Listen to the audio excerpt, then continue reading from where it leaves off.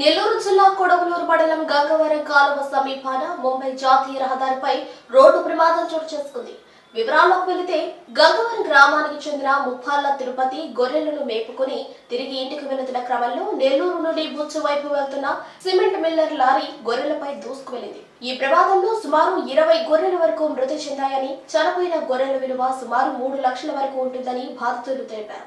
సంఘటనా స్థలానికి చేరుకున్న కోవూరు పోలీసులు లారీని పోలీస్ స్టేషన్ కు తరలించి వివరాలు సేకరిస్తున్నారు.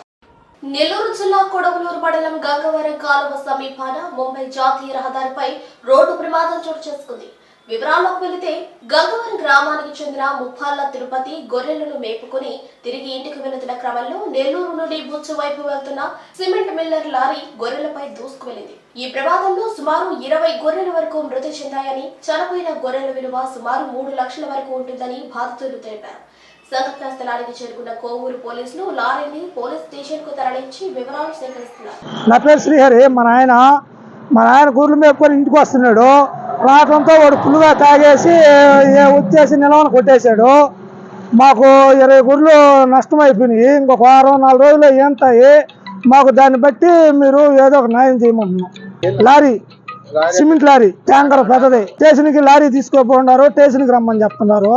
మాట చెప్పి స్టేషన్కి ఎక్కడైతే ఏం జరగల, ఎక్కడైతే న్యాయం ఏం జరగల, స్టేషన్కి రా పోదాము, స్టేషన్లో చూసుకుందాము అని చెప్తున్నారు.